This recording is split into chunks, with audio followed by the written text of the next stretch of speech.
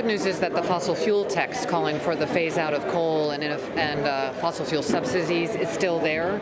It's slightly weaker, but it does bring in a just transition, which is incredibly important because we need to support a just transition in the phase out of fossil fuels.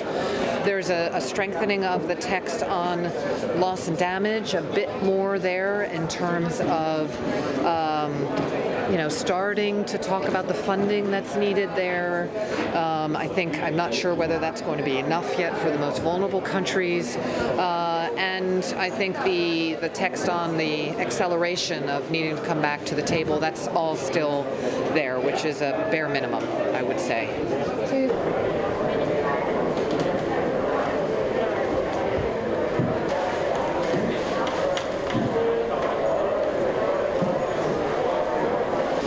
Well, in Article 6, which has the potential to be a huge scam, what we see is that the text, it's all bracketed still, but that it looks like countries can no longer double count.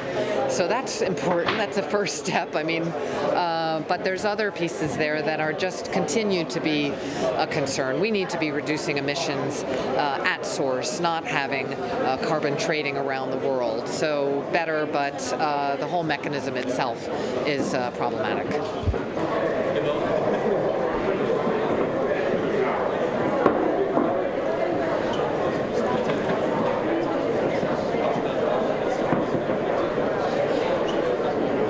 Well, I guess right now we're going to see what happens in the plenary. And we dare countries right now to take out that fossil text in front of the world.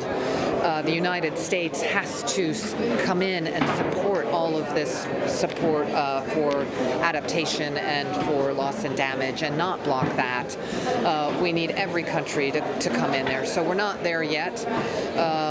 We have to land this text, and I just basically, countries need to go beyond what they may have thought they had to come here, but we're in a climate emergency.